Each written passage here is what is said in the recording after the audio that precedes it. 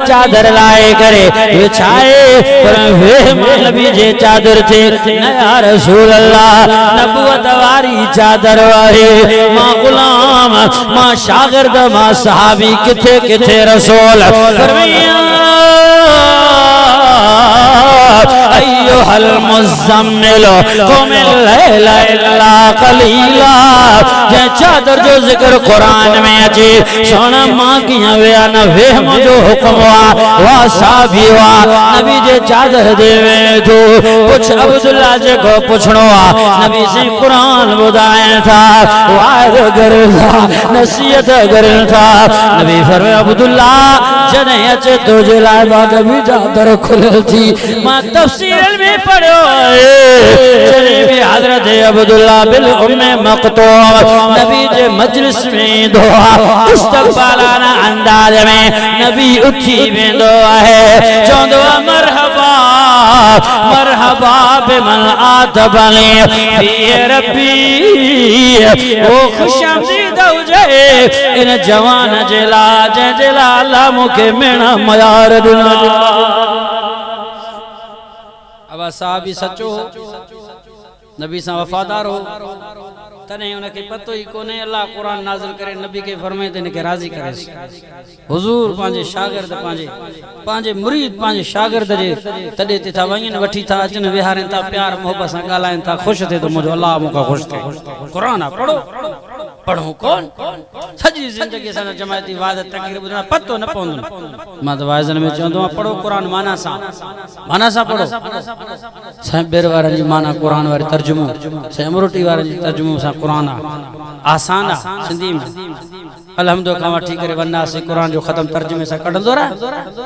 तू वाइज में वे मौलवी तकरीर कंदो तो के पतो पजी वेंदो तो सिधो वई तो लिंगो वई तो खबर पए कान थी का मुझा दोस्तों अजीज हो वादो तो इंशाअल्लाह सोने नबी सा सच्चा थींदा अया मंजिल लगती थोड़ा सब्र कर आने अल्लाह कुरान नाज़िल कयो 11 आयतों सूरत या बस वरी नबी से पंज तालिबन में बैठा है शागिर्दन से बैठा पढ़ाइन था सबक पढ़ाइन मक्के जे काफरन मुशरिकन छा कयो वडो प्रोपंडो कयो वडो यमकुरुन व यमकुरुल्लाह वल्लाहु खैरुल माकिरीन इंसान एकड़ा प्रोपंडा कंदन पर अल्लाह उनका वडो हिलो कंदो आ इंसान मुक्के जे मुशरिकन काफरन सरदारन नवाबन इनन सागिन सोचो ताने छा कयूं चो हलो हाने नबी सही वठ हलो चौदा से सही असा तो वट आया से असा कुरान बुधा तबलीग कर वाइज कर गाल समझ में आई त कलमो कंदा से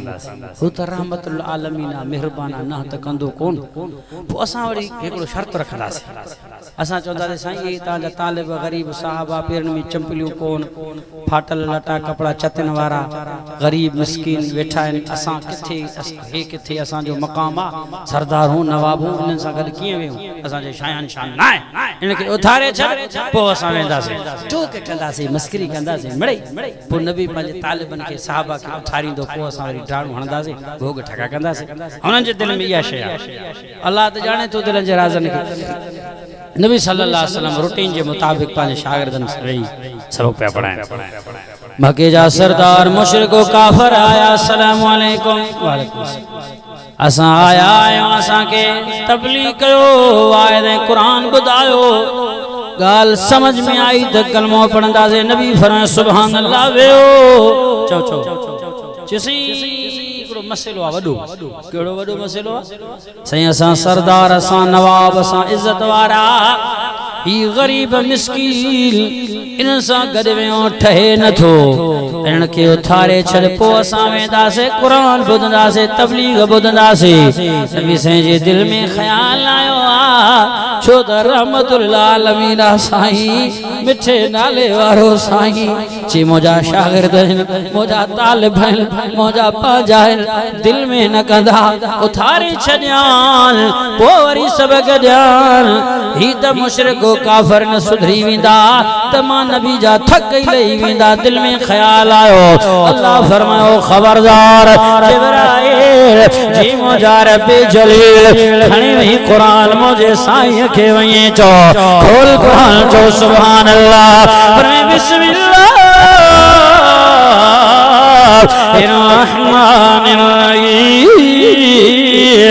सतो सिवारो आहे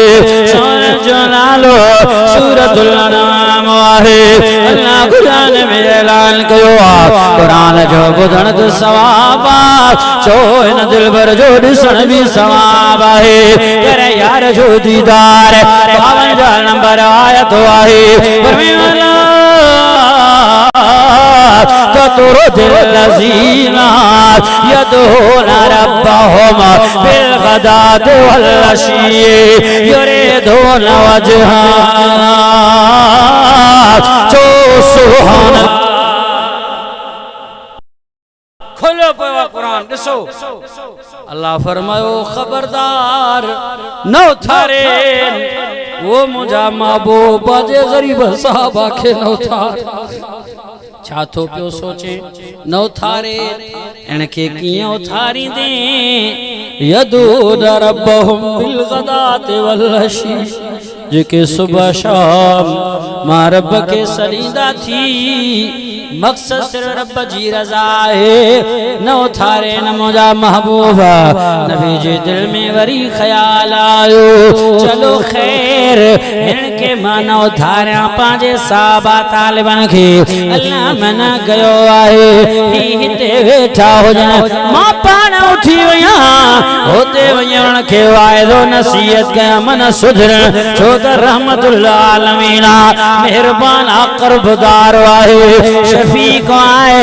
नबी जे दिल में ख्याल आयो वरी अल्लाह कुरान नाज़िल कयो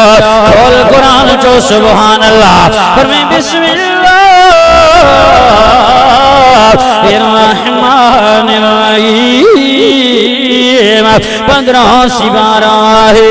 सोन जो नालो सूरत कहफ है। अल्लाह कुरान में ऐलान कयो बुधो दुनिया जा मुसलमान आयत नंबर 28 है फरमाए वस्बिर नफ्सक मल्लज़ीना यदूना रब्बहुम बिल गदाति वल अशी युरीदूना वजहा जो सुभान अल्लाह कुरान नाज़िल रोजा महबूब वे हीरा न उठ जाए साहबा के भी न उथार पान बीरन खां न उठ जाए न सहाबा के उथारण जी जाता न ताके उथण जी जालता छो फरमाए साहबा तहां सा था ठहने तहां साहबा सा प्या था ठो मुझा महबूब वे पाज शागिर्दन सा वे इनके कीअं उथारींदे पाण कीअं उथी वेंदे यदून रब्बहुम बिल गदाति वल अशी युरीदून वजहा जेके ॾींहं राति मां रब खे सनीदा थी अल्लाह रो फुरसाना वल्लैलु रुक़बाना ॾींहं जो ॾिसंदे घोड़नि ते सवार थी करे भुख उईअ जे हालत में जिहाद कंदा थी रात जो 3-4 बजे अची ॾिसंदे मुसल्ले ते सवार थी अल्लाह खे राज़ी कंदा थी। इनखे कीअं उथारींदे कीअं उथी वेंदे इन्हनि खां मुंहिंजा महबूब मथां इन्हनि जे दिल में ख्याल अचे असां गरीब हुयासीं मिसकीन हुयासीं लटा कपड़ा फाटल हा चतियूं लॻल हा तॾहिं असांजो साईं असांखे छॾे हलियो न उथ जाए बुझा सुणा सहाबा वो सहाबा थे कि जिनकी हर शब ईद होती थी सहाबा वो सहाबा थे कि जिनकी हर शब ईद होती थी फजल खुदा का था कि मुस्तफा की दीद होती थी वही रहन समझा महबूबा है तवज्जो कयो वरी मुझे साईं जे दिल में ख्याल आयो रहमतुल आलमीन आहे मेहरबान आहे हरीस नबी आए को कलमो पढ़ी मुसलमान थी वए को जहन्नम का बची जन्नती थी वए नबी से सोचो अल्लाह मुके उथण का मना कयो सहाबा के उथण का मना कए चलो वेठो जामा पांजे शागिर्दन सा अखियों कया काफरन ले मक्के जे सरदारन मशरिकन ले वो जोर सा वायदा कया उथिन मन ने दिल नरम थे ईमान अचण तब हवा यो ख्याल आयो वरी अला कुरान नाज़िल कयो खोल कुरान जो सुभान अल्लाह बैत मथे करे जोर सा सुभान अल्लाह तो जो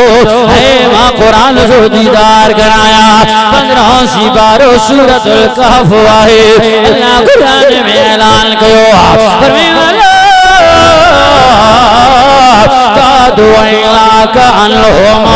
तोरे दो ज़ीनत हयात दुनिया जो सुभान अल्लाह जा महबूब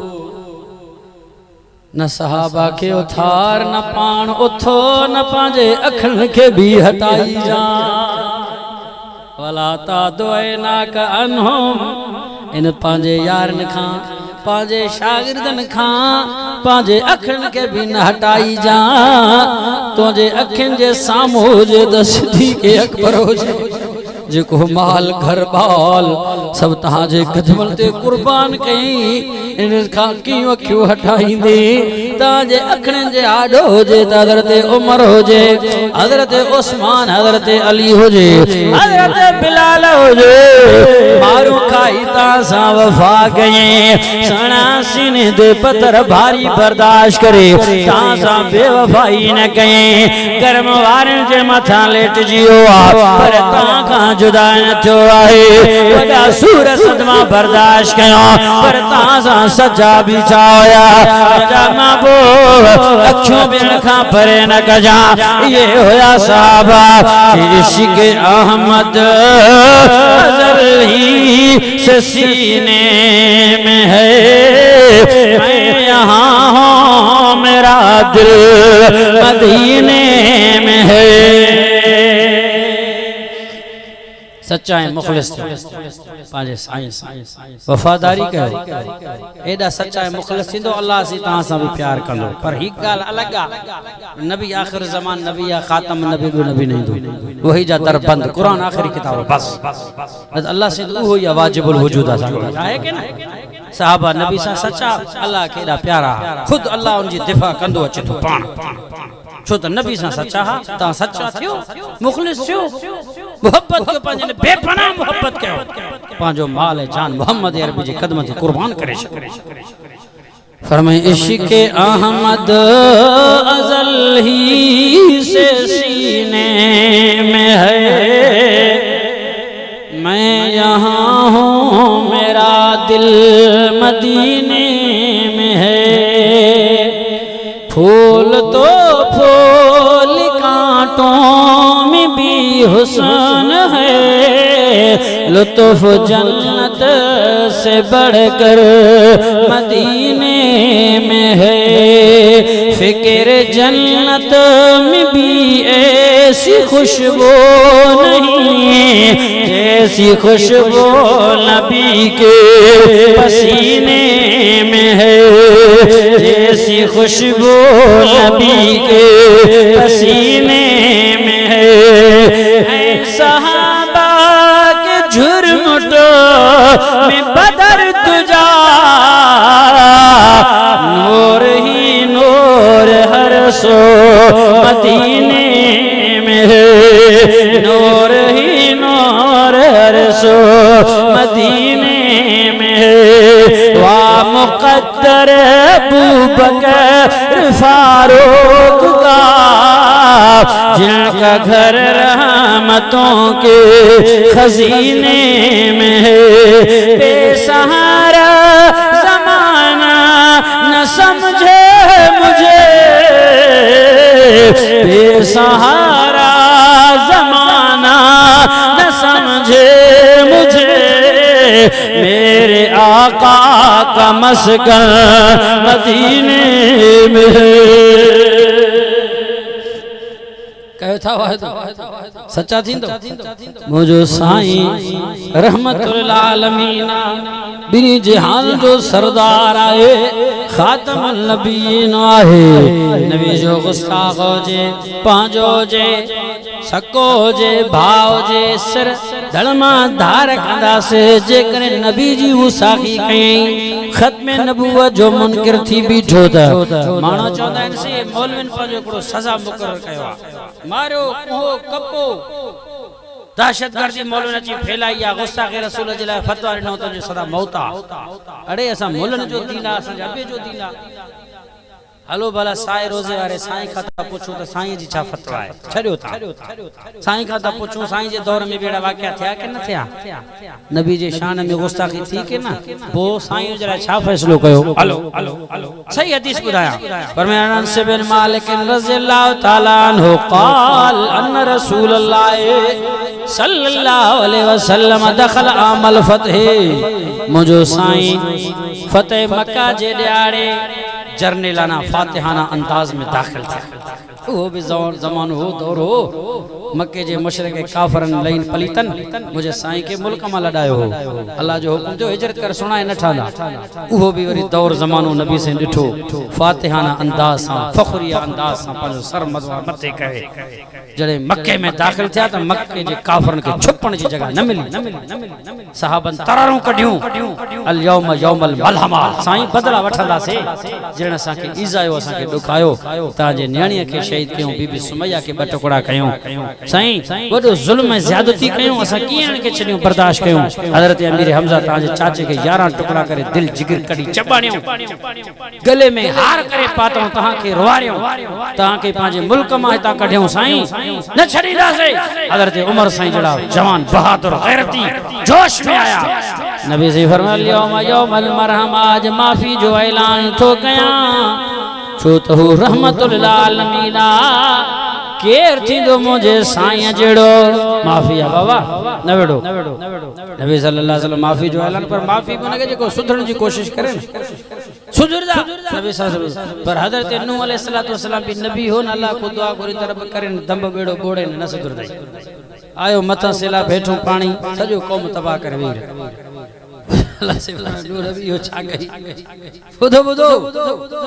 पोजने जा चाहे कौम वारा तबाह थी विया हलिया अब उनी दौर में ए फैक्ट्रियों के ये जो थाव थपा के स्टील जा ये कोना मिट्टी जा असा ताजे वडन जे दौर में भी ठिकर जा थाव ठिकरन जा दिला ये फिरजू विरजू ये हाने निकता ने सोलर प्लेटा फलाना चीज आगे कोन आई ये थाव थपा भी वया लुड़ी के भुरी हाने से थाव थपा होजन त का माने टिकी भी थे न नूह अलैहिस्सलाम जे चंद जमाती जे के तावा गोडा 15-20 बच्चा फरमाया उथो हलो मिट्टी गप काली कच्ची आहे ठायो दिगड़ी ठायो डोई ठायो कुछ कयो बड़ा तो ठायो उन्हनि अची करे वीचारनि छा कयो डोई यो पंहिंजो जेको थाम थपड़ा खाइण पीअण जा गिलास जग कोप सभु ठाहियूं वरी जो थोरो मींहुं अलासी वसायो वरी लुड़ी विया वरी बुता थी विया ॻरी विया अड़े वरी ची बाबा ठायो 5-6 मरतबा इहा कोशिश कयूं साईं जॾहिं उस लॻे त मिट्टीअ जा थाम थपा महीनो थिए त सुकनि न सही पका थिए हो पका न थिए लॻे अला मींहुं वसाए पहुची अला साईं कुझु त महिरबानी करे कुझु त ढराई कर जे छो केडी वडी मेहनत कया 5-6 चक्कर वरी बूंदा बारी करे तो दबा अल्लाह फरमाया अच्छा तोखे तुंजा थाव थपा प्यारा है जो चवे तो मींह के ढर दे ओ नो नबी काफर हा मुशरिक हा न मनन पिया पर बाना त मौजा हा उनते रहम ना आई जो दुआ घराए बेड़ो ही सब जो बोड़ाए छडे अल्लाह से समझाने जे तौर ते पियो चई अब छा होया उहे काफर सुधरण जड़ा न होया नबी से अल्लाह ये न कर न चो नो नबी के तो गलत कयो ना समझाने जे तौर ते अल्लाह चो नो नबी मोजा बाना मुखे एडा प्यारा थी पर तहां त दुआ घुरियो आहे नबी आयो मां अल्लाह नबी जे दुआ के कबूल कयो होया भी काफर चंडरा पर होया त मोजा बाना औलाद पाजे मां पी के तेरे कदर महबूब नाए 70 मरतबा अम्मा जे प्यार का वधिक मोजा बाना मुखे प्यारा थी केर थी नबी से फरमाया माफी जो ऐलान माफ़ी जो ऐलान थी के काफिर मक्के में घिरी विया लिकी विया जान बचाने जे लाइ के घर में घिरी विया दर बंद करे वेठा को काथे साहबी कड़ो नबी सल्लल्लाहु अलैहि वसल्लम जे मथड़े जे मुबारक जे मथा लोही टोपी हो वाला रासिल मगफरो मगफर अरबी जो लफ्ज है जगे ऊद चेबो आ जंगी टोपी जंग में पाइंदा है नबी से सोचो ताने जंग फतह थी हलियो फलम्मा नज़अहु नबी से जंगी टोपी के रखी लाए वेही रहा जा रजुल निकलो मानो आयो जी या रसूल अल्लाह ता द माफी जो ऐलान कयो आ इन इब्न खतल मुअल्लकुम बिस्तारिल काबा इब्न खतल काफरा मुशरिका तहां जे शान जे खिलाफ तबर्रा कंदो गंदकार दींदो यो या रसूल अल्लाह सहाबा जे भव मां भजी बैतुल्लाह जे गिलाफ में छुपियो आ गिरी गिलाफ के पकड़े मुखे पनाह दियो मुखे माफ कयो साईं तां जो छा फैसलो आ हाने साए रोजे वाले साईं जो फैसलो थी के मोला पीर जो नथी नबी से फरमाए फक्तलो नबी जो गुस्ताख आए चोके अल्लाह जंहिंखे माफ़ नथो करे मां नबी कीअं कयां बैतुल्लाह में कढण जी भी देर न कयोसि बैतुल्लाह मंझ मारियो चो सुभान अल्लाह सब इनके माफी मिली फतह मक्का जे आड़ते हदीस जा पाक पढ़ी दे किताब सही हदीस आ नबी से पांजे गुस्ताखी के माफ न कयो हाने यो फैसलो कजो आ ए लूसी लडे वाला ता के दीन सिखारींदा जके वुजू करण ना अचे जके गुस्ल लहण ना अचे त खबर न त फर्ज खणाइन में ये मानो ता के दीन सिखारींदा नबी से कतल कयो बुधो बी हदीस मदीने में एकड़ी गाल हुली एकड़ो खबर शायद थियो एकड़ी माई के कत्ल कयो मारियो मदीने में कातिल मालूम ना है त मारियो कया नबी से साहबा के घुरायो सब साहबा जमा थे नबी से फरमायो वले अलैकुम हक्का मुजो वडो ता ते हक आया ता जो नबी मुजा शागिर्द आयो बुधायो इन माई के कई कत्ल कयो साहबा पांजो सर मुबारक हेठ झुकायो के खबर कोने हेकड़ो साहब उथी बिठो नबी जे खौफ मां डके थो पयो आहे नाबिन अखिन खां रोए थो पयो दहशत खौफ मां चे या रसूल अल्लाह इन माई के मां कत्ल कयो आहे असल में या माई मुजी बानिया औरत साईं उम्मे वलद आहे उम्मे वलद न बानी के चेबो आ जे मां बार पैदा थे आका दावा करे त ही बार मुंजो आहे ओ उम्मे वलद थी विंदिया साईं मुजी बानी होए मुजी उम्मे वलद आहे साईं मां कत्ल कयो मास छो जैसे ताज शान जे खिलाफ बकवास कंदी हुई ताज शान जे खिलाफ गंदगार दींदी हुई ताके साईं गुस्ताखी कंदे हुए नामूसे रिसाला जे खिलाफ मां समझायो मास ओ जालिम मुझे साईं के न गाला मुझे महबूब के न चो वली अमीन हाय इब्न कअन्नहुमा